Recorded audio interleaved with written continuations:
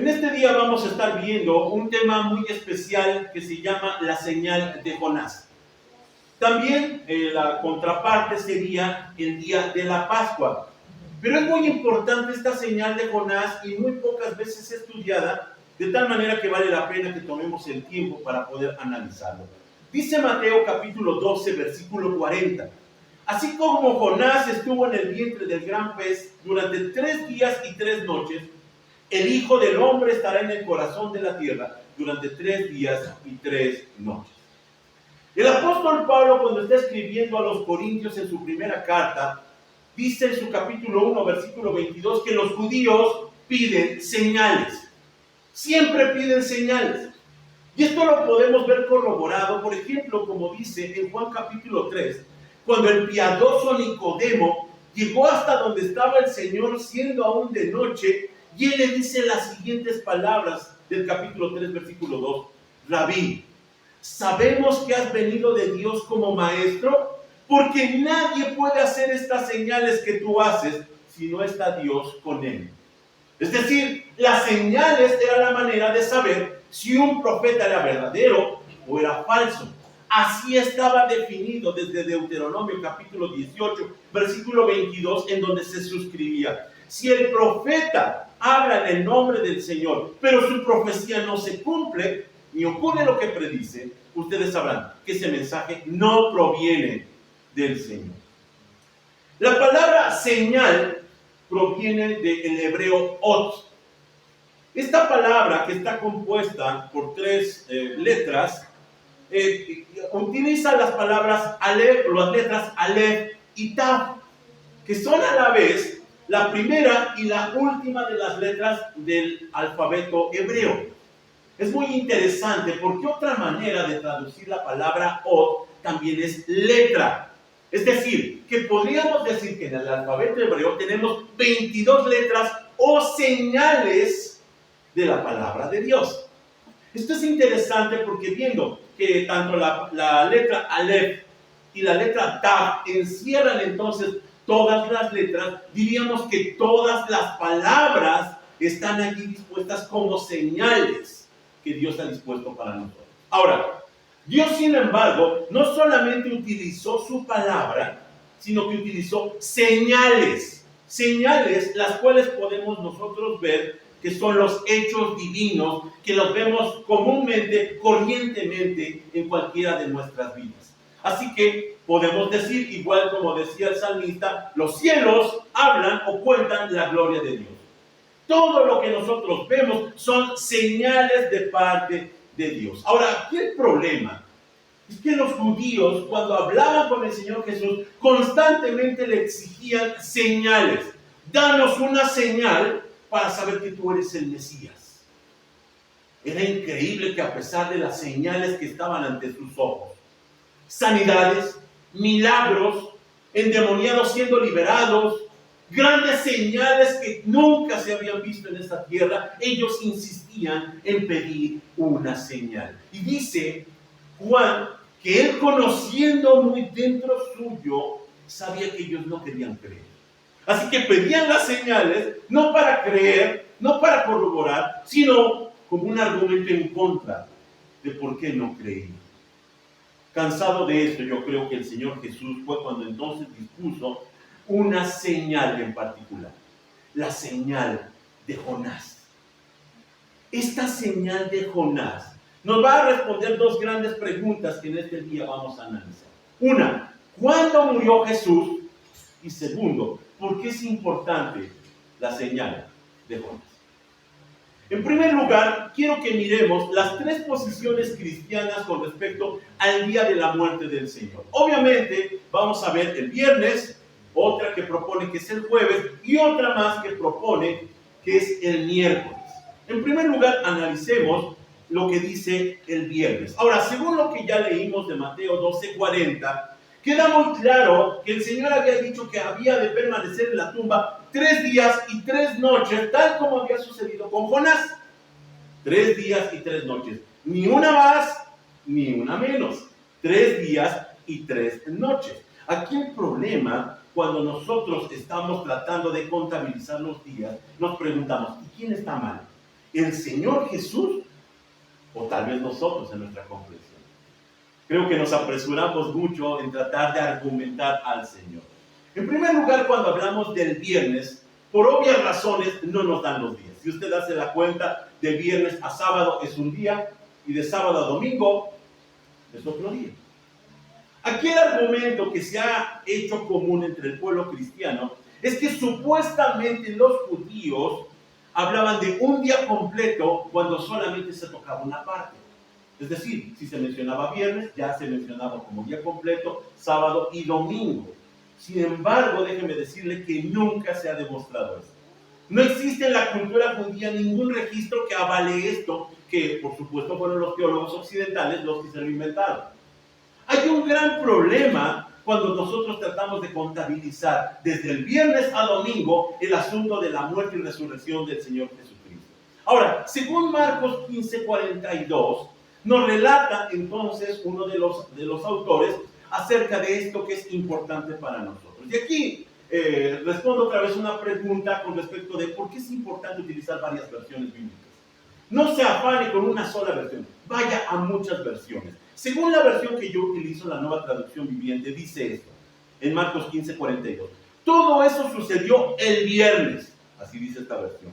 El día de preparación, anterior al día de descanso, al acercarse la noche. Es decir, está deduciendo que por estar antes del día de reposo, antes del sábado, es viernes. Ahora, la Biblia Textual 4 hace una anotación literal de lo que está escribiendo en realidad el autor. Y él dice lo siguiente: llegado ya el atardecer, puesto que era la preparación, esto es el día anterior al día de reposo. No deduce, como los occidentales hacemos, que por ser el día de reposo y ser sábado, por consecuencia tiene que ser viernes. Dice esta versión simplemente que era el atardecer antes del día de reposo. Esto vemos, esta insistencia en nombrar como viernes al día anterior al día de reposo, es un error occidental, es un error de traducción. Así que esto como consecuencia nos lleva a que nuestra cultura cristiana seguimos celebrando la Semana Santa tal como nos lo dictan los cánones desde la antigüedad. Según la Iglesia Católica fue dispuesto de esa manera. Hay un gran problema con eso, porque según Marcos capítulo 8 versículo 31, vuelve a insistir el Señor Jesús. Esto lo dijo constantemente, como para que nosotros pusiéramos atención en este asunto. Entonces Jesús comenzó a decirles que el Hijo del Hombre tendría que sufrir muchas cosas terribles y ser rechazado por los ancianos, por los principales sacerdotes y por los maestros de la ley religiosa. Y añade, lo matarían, pero 3 días después resucitaría. Insiste el Señor en la fórmula. Son 3 días, no 2 días, no 3 días mencionados. La realidad es que el viernes fue instituido por Constantino en el siglo III. Después avalado por la Iglesia Católica y copiado por los evangélicos. Alguien me preguntaba, ¿por qué no tenemos el culto de crucifixión del viernes? Porque no fue el viernes. Esa es la razón. Vamos a ver entonces qué día fue. La segunda de las posturas, de las posiciones, es que fue el día jueves. Miren, alguien más listo dijo, bueno, si no nos dan los días desde el viernes, pues añadimos un día más, simplemente. El jueves, es decir, día aludido, día mencionado, y entonces nos genera esta respuesta, nos genera esta solución aparente. Aquí yo quiero hacer entonces un paréntesis. ¿Cómo entendían los judíos los días? Esto es lo que debemos poner atención. ¿Cómo entendían ellos los días según la Biblia? Y quiero referirme a Génesis capítulo 1 en lo que vemos la siguiente diapositiva. Génesis capítulo 1 versículo 5 dice lo siguiente: Dios llamó a la luz día y a la oscuridad noche, y añade, y pasó la tarde y llegó la mañana, y así se cumplió el primer día. Vuelve a repetir la fórmula en el versículo 8. Y Dios llamó al espacio cielo y pasó la tarde y llegó la mañana y así se cumplió el segundo día. Si le queda alguna duda, el versículo 13 dice, y pasó la tarde y llegó la mañana y así se cumplió el tercer día. Aún más, versículo 19 sigue insistiendo, y pasó la tarde y llegó la mañana, así se cumplió el cuarto día. ¿Cómo contabilizaban los judíos los días? No desde la mañana, desde la tarde. Ellos veían un día desde que se ponía el sol, desde que se metía el sol, hasta que salía. Es muy contrario a nuestra mente occidental. Esto choca con nuestras ideas que tenemos con respecto al día. Si tenemos dudas, Levítico capítulo 23, versículo 32, sigue diciendo lo siguiente: este será un día de descanso absoluto y ese día debes negarte a ti mismo. Está hablando de un día de fiesta. Este día de descanso, es decir, un sabbat, comenzará a la caída del sol del 9º día del mes y se extenderá hasta la caída del sol del 10º día. Es decir, él empieza a contabilizar desde que oscurece hasta el otro día cuando vuelve a oscurecer. Y esto nos enseña que los días bíblicos comienzan con la oscuridad. Atención, la oscuridad es el tiempo de restauración de Dios. Es cuando usted y yo cesamos la actividad y nos disponemos a ser restaurados. Es el tiempo de Dios. Y allí se cuenta el día. No desde que nosotros nos ponemos en actividad. Se cuenta desde que Dios comienza a trabajar con nosotros. Esto es algo hermoso, porque cuando nos abandonamos en las noches al sueño, también estamos diciéndole al Señor, empieza a trabajar. En lo que nosotros cesamos, Él comienza su labor de cargarnos, de restaurarnos, de llevarnos nuevamente a tener energía, y comienza entonces a contabilizarse los días. De esta manera veían entonces los judíos los días según la Biblia. Ahora, con esto en mente, vamos a ver la última de las posturas, miércoles. En Éxodo capítulo 12. Y esta es la primera instrucción de la Pascua. El versículo 16. El primer día del festival y también el séptimo, todo el pueblo celebrará un día oficial de Asamblea Santa. Está prohibido hacer cualquier tipo de trabajo en esos días, excepto para la preparación de alimentos. Esto es importante porque cuando está hablando el pasaje del capítulo 16, está diciendo que después de la Pascua, el siguiente día inmediato, ojo, no importa si fuera lunes, domingo, viernes, sería un día de descanso. Y según los términos judíos, dice, sería sábado. Eso es lo que está diciendo literalmente. Posterior al día de la Pascua, viene un sábado, porque es un sábado ceremonial. Con la Pascua arranca la celebración de los panes sin levadura y comienza un sábado ceremonial. Los judíos lo conocían como el gran Sabbat o el Sabatón. Es un día, como nosotros vemos los días festivos. Al otro día no se trabaja. No quiere decir con esto que sea sábado natural de nuestra semana. Simplemente es un día de descanso. Así que lo que primero descubrimos es que estaba dispuesto, según Éxodo 12, que después de la Pascua venía un sábado, un sabatón, que era día de reposo. Esto nos enseña algo muy importante. Cuando nosotros estamos viendo la manera como se está disponiendo, si quieres poner la otra diapositiva, cuando estamos viendo cómo se definen los días, vemos que comienza de un sábado, independientemente si es sábado o no es sábado, a otro sábado, así se contabiliza. No de sábado natural a sábado natural, sino de día de reposo, sabatón, a día de reposo, sabatón, independientemente el día en que se estuviera. Esto nos da entonces una idea de lo que pasó esa semana.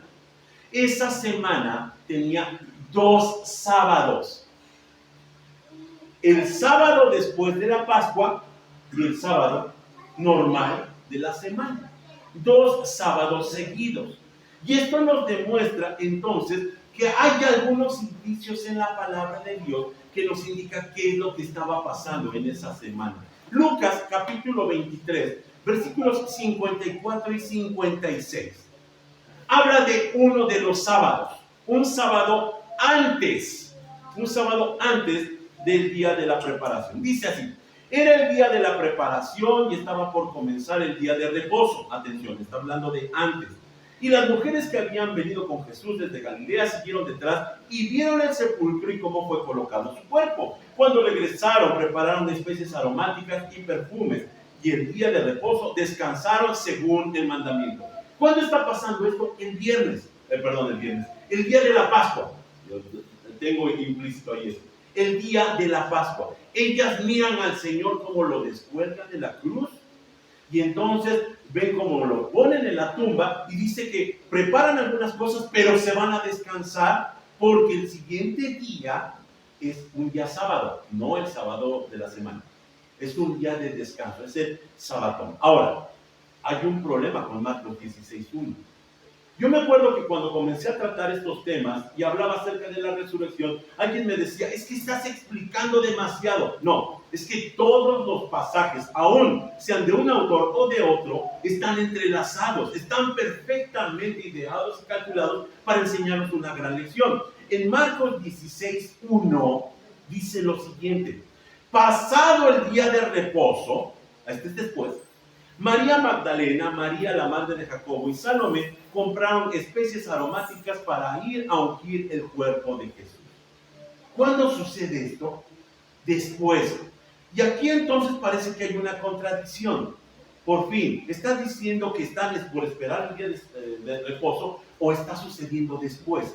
¿Cuándo están preparando ellas estas especies para ir a ungir el cuerpo de Jesús? Lo siguiente, esto nos demuestra cuál era lo que se nos está relatando. Espero que se alcance a ver. Estamos hablando que el día 14 de Nisan es la Pascua, no está allí dispuesto.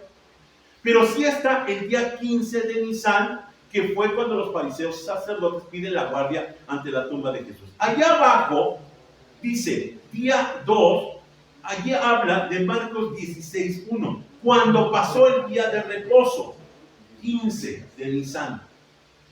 Después nos damos cuenta que ellos están relatando desde el viernes, porque el viernes también Lucas está diciendo en 23:56, y vueltas prepararon especies aromáticas, ungüentos y descansaron el día de reposo que sigue. Los dos están escribiendo en viernes. Uno lo ve hacia atrás y el otro lo ve hacia adelante, porque uno ve un día de reposo que es el Sabbat, después de la Pascua, y el otro ve el Sabbat del sábado normal. Así que cuando nosotros encontramos esto, estamos por descubrir que aquí nos está relatando claramente que hay 3 días y 3 noches. Si nosotros solamente contabilizamos un sábado, no nos dan las cuentas. Hay 2 sábados aquí. Y entonces tenemos en el siguiente cronograma que nos da los 3 días exactos. Allí vemos cómo el Señor muere el miércoles, sigue el jueves, sigue el viernes, que es un día normal, sigue el sábado, y en el sábado resucita. Atención con esto. Muchos se habrán preguntado: ¿por qué no hablamos hoy de la resurrección? Todas las iglesias están celebrando la resurrección. Porque la realidad es que no sucedió un domingo, sucedió un sábado. Esto aquí vale la pena hacer una anotación. Las mujeres nos están demostrando algo que no hemos observado. Ellas estaban pensando ungir el cuerpo de Jesús porque no les había dado tiempo. El Señor Jesús estaba muriendo a las 3 de la tarde y a las 6 de la tarde lo estaban enterrando, y comenzaba esa hora el sábado. No pueden. Por eso el Señor Jesús agradeció que lo ungieran. En Juan capítulo 12, sabía que no lo iban a ungir, nunca iban a llegar. Si no era por el primer sábado ceremonial, iba a ser por el siguiente sábado. Porque eso también está implícito en nuestra cultura cristiana. Y déjeme llevarlo a Mateo capítulo 12, versículo 8. Esto el Señor Jesús lo dijo enfáticamente cuando lo cuestionaban acerca de sus milagros y sus sanidades del día sábado. Él dijo lo siguiente: sepan que el Hijo del Hombre es Señor del sábado. ¿Por qué? ¿Porque hacía milagros? No, porque ese es su día, es el día de su resurrección. Esto lo vemos sin duda alguna reflejado cuando vemos Marcos 16, 1 al 3. Ahora, otra vez, vuelvo a utilizar la Biblia textual, su otra versión, porque traduce correctamente. Dice aquí: pasado el sábado, es decir, el sabatón, no el sábado normal, ellos están en viernes, María Magdalena, María la de Jacobo, Salomé, compraron especies aromáticas para ir a ungirlo. Muy de mañana, el día 1 de la semana, atención, no traduce domingo como todas las versiones. Dice, el día 1 de la semana, llegaban al sepulcro cuando ya había salido el sol, se decían unas a otras: ¿quién nos removerá la piedra de entrada del sepulcro? Aquí hay algo muy interesante con lo que ellas están expresando. ¿Qué día es este? Sin duda alguna, es después del viernes encontramos que ya es sábado, sábado natural. Ahora, ¿por qué están preocupadas? Ellas ya se rindieron en estar esperando, porque si no lo iban a ungir hasta el cuarto día. Así que ellas, aprendiendo del Señor Jesús, dicen: pues aunque sea sábado, vamos a ungirlo. Hay un problema. ¿Quién va a mover la piedra? Porque en sábado no se hace nada. Ningún hombre las va a ayudar. Sábado es día de reposo. Y aquí nos está señalando que ellas están llegando temprano ese día sábado para descubrir que el Señor había resucitado. Cuando nosotros vemos la traducción de domingo por día 1, es errónea. Por eso nuestras versiones tienen que ser contrapuestas unas con otras. Por eso es bueno analizar realmente qué es lo que está diciendo. Aquí la Biblia textual está insistiendo en transliteralizar. No es un occidental diciendo, bueno, después del sábado viene el domingo, así que el día 1 es domingo. No, están diciendo solamente el día 1. Ahora, aquí tenemos un problema. ¿Que no el sábado es el sexto día? Si está diciendo que es día 1. Sí, pero aquí tenemos que entender que los autores están teologizando. Ellos están viendo este día como el día 1 de la nueva creación en Cristo Jesús. Atención, habíamos leído en Génesis capítulo 1, versículo 1, del día 1 de la creación, y aquí los autores no dudan en decir: este día es contabilizado no como domingo, sino como día 1 de la nueva creación en Cristo Jesús. El apóstol Pablo por eso pudo decir: he aquí son todas las cosas hechas nuevas. Comienza el conteo nuevamente. Así que este eco de la primera creación es la terminología para ese sábado en donde el Señor Jesús resucita. Así que esto es importante. Muchos, cuando estoy tocando estos temas, dicen: esos temas no son importantes. Déjeme decirle que sí, por lo que vamos a ver enseguida. Porque cuando nosotros dejamos fuera esta minuciosidad de escudriñar correctamente lo que está pasando según la Escritura, nos quedamos sin argumentos para defender lo que está diciendo la palabra de Dios. Y caemos entonces en el error de dogmatizar y repetir todo aquello que se ha enseñado durante muchos años, durante siglos. Por eso los creyentes o los incrédulos no creen, porque no tenemos buenas respuestas, porque no hemos estudiado adecuadamente la palabra de Dios. Y esto tiene que ver con esta segunda parte de por qué la señal de Jonás.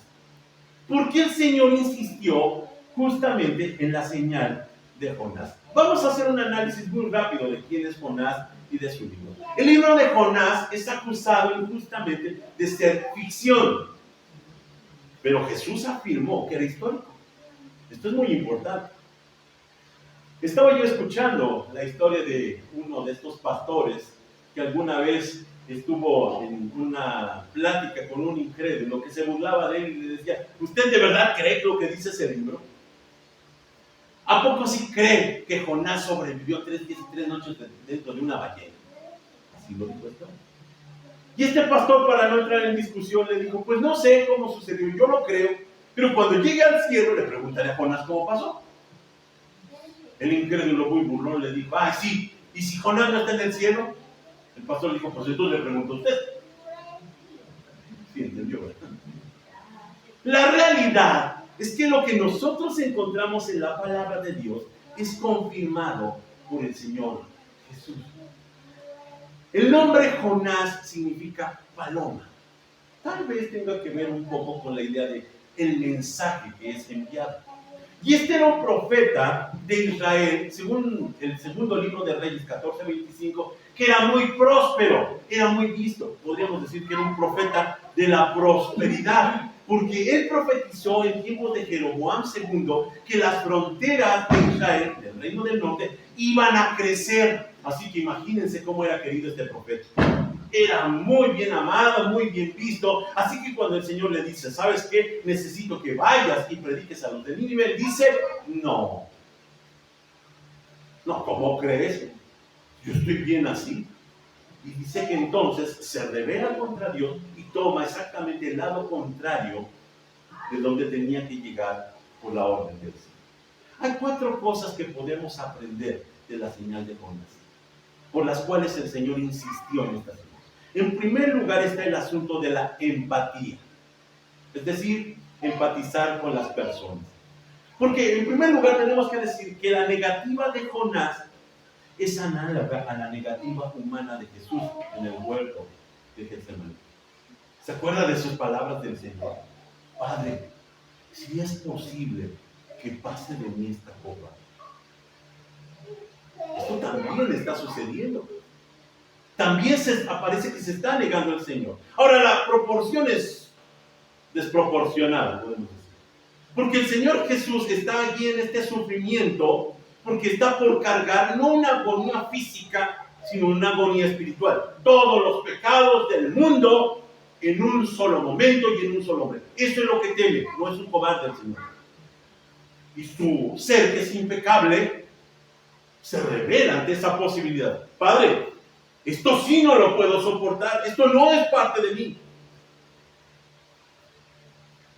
Sin embargo, lo que sí alcanzamos a ver es que el Señor tuvo voluntad real cuando Él determinó que no se haga como yo quiero, sino como yo. Ahora, cuando volvemos al caso de Jonás, nos preguntamos, ¿por qué si Jonás no quería trabajar con Dios, Dios sí quería trabajar con él? ¿Qué pasa cuando usted y yo no queremos, pero Dios sí quiere? Aquí es cuando yo veo que este asunto del libre albedrío, según los arminianos, se nos cae en pedazos. Porque Jonás fue obligado a cumplir.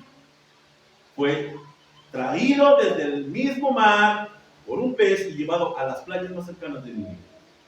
¿Libre albedrío? Creo que Jeremías, en su capítulo 10, versículo 23, tiene mucha razón cuando dijo, yo sé, Señor, que nuestra vida no nos pertenece. No somos capaces de planear nuestro propio destino.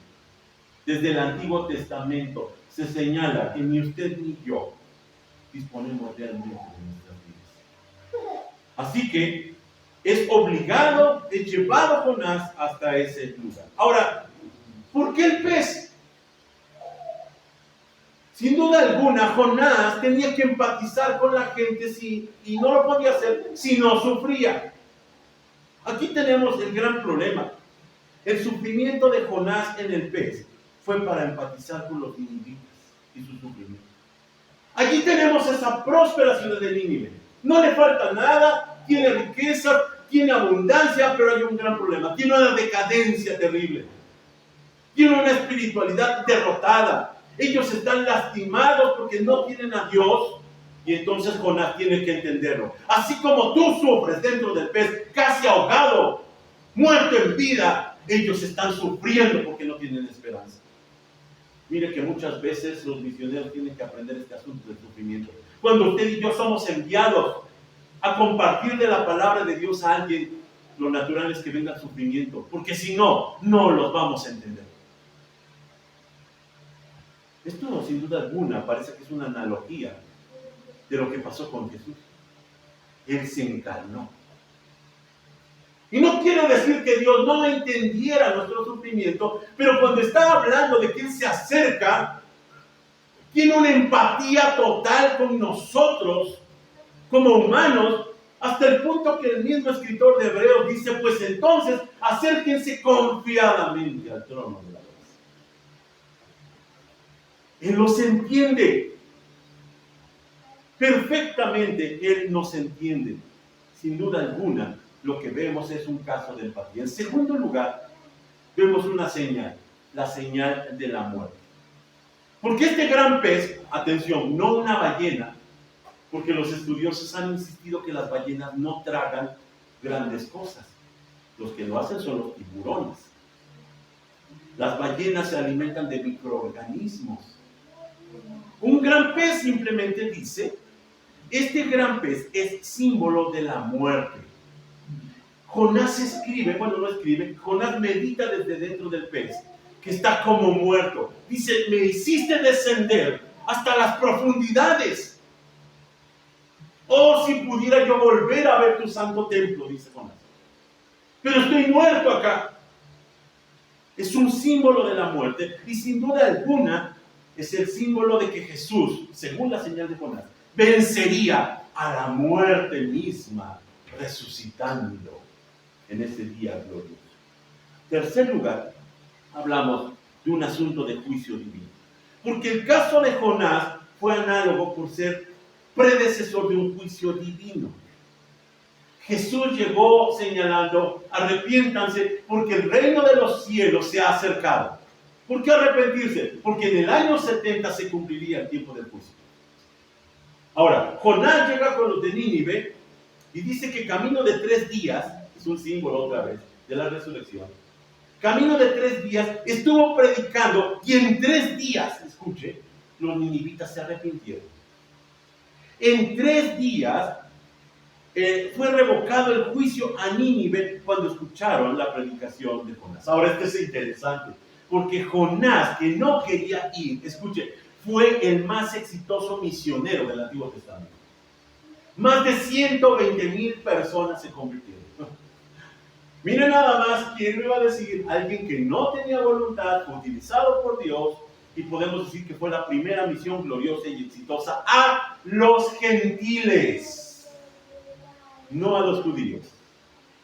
Ya estaba hablando de que venía por nosotros, nos estaba buscando. Ahora aquí la pregunta es, ¿y quién es Nínive? ¿Quiénes son los ninivitas? Podemos decir que es un preimperio, junto con Egipto. Decimos preimperio porque los grandes imperios mundiales comenzaron desde Babilonia, después Persia, después Grecia y por último Roma. Pero este preimperio que se llamó Asiria, una de sus capitales era Nínive, podemos decir que costó de una grandeza muy especial. Esta gran cultura, esta supercultura, por supuesto, también tenía una degradación. Como todas las grandes culturas, no solamente el progreso, sino también hay una gran degradación, y degradación moral y espiritual. Estos ninivitas tenían por diosa a Ishtar, la diosa del sexo y de la guerra. Ellos eran crueles. Ellos eran reconocidos, sin duda alguna, por su crueldad, porque inventaron lo que después los romanos utilizaron como la paz romana. Ellos inventaron la paz asiria, que era terrorismo. ¿Saben qué hacían? Llegaban a un pueblo que podían derrotar con facilidad y tomaban a toda la gente y la sacrificaban, aun si se dieran por vencidos.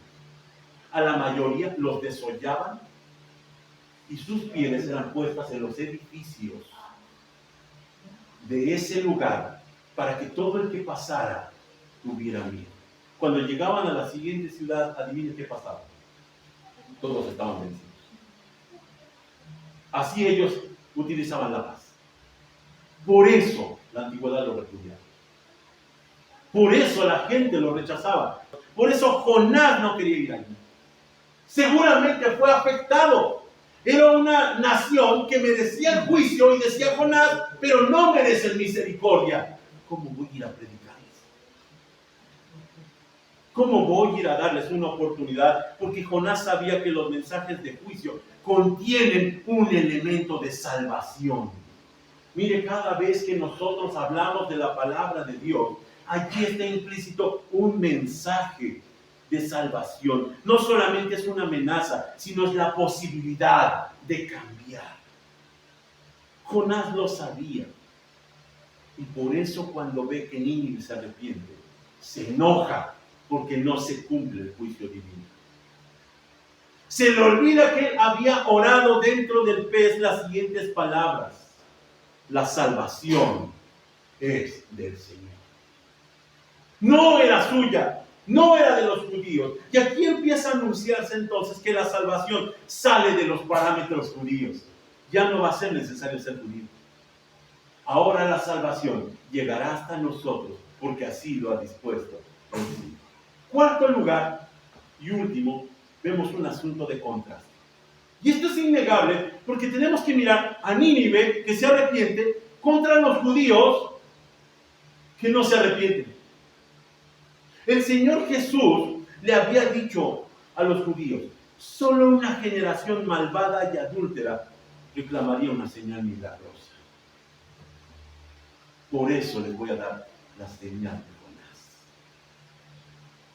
La señal de Jonás tiene implicado que Nínive sí se arrepintió, pero que Jerusalén jamás se llegaría a arrepentir. Al contrario, tomaron a su rey y lo crucificaron.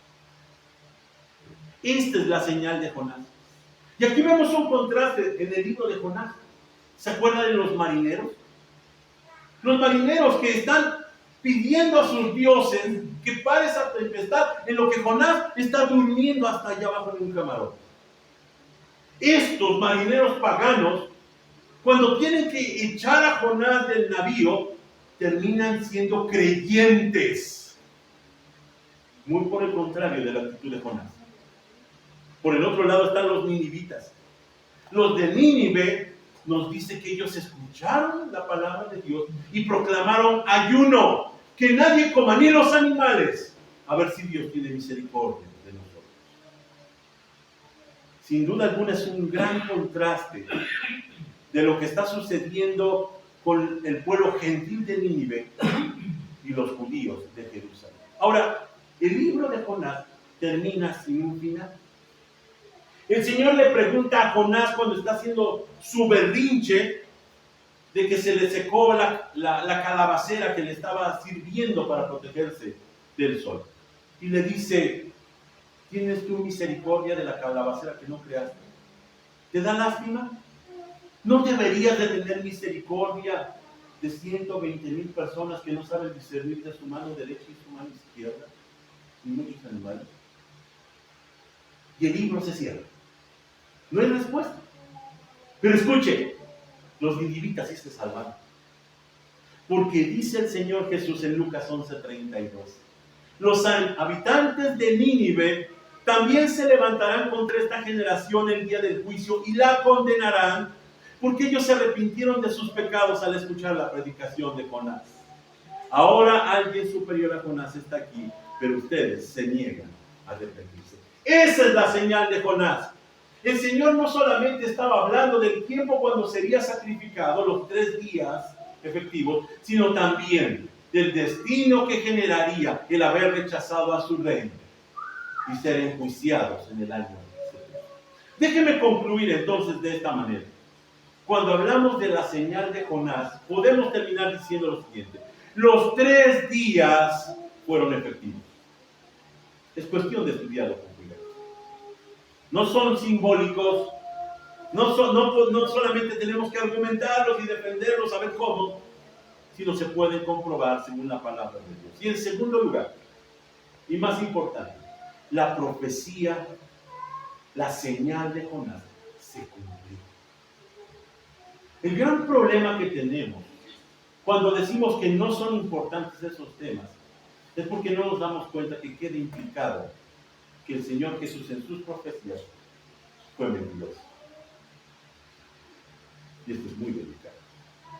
Leímos en Deuteronomio que si no se cumplían las profecías, entonces tendríamos que descansar. Se cumplió tal cual sucedió. El Señor Jesús es digno de confianza. Así que terminamos diciendo que los detalles del cuadro de la cruz señalan la veracidad de los hechos y la perfección del plan divino de redención. Esto fue lo que sucedió. Hoy podemos dar gracias a Dios, porque lo que tenemos en la Biblia es confiable y el cumplimiento de estas profecías nos enseña. Insistí en la sesión pasada, vamos a hablar de certezas, no de esperanzas o de ilusiones. Hablemos de cosas que se pueden comprobar, de hechos ineludibles que glorifican a Dios. Te damos gracias, Dios, por tu palabra. Te damos gracias porque ella nos invita a creer y a confiar. Gracias por la certeza de tu resurrección. Gracias por la seguridad de tu crucifixión. Enséñanos, Señor, a ser sabios, a no quedarnos con la simpleza de lo que nos enseña alguien, sino poder buscar y estudiar lo que tu palabra enseña. Gracias te damos por tu palabra y te damos gracias por el sacrificio perfecto que fue la señal de Jonás que se cumplió en los días de Jesucristo. Gracias te damos, Señor, en el nombre de Jesús. Amén.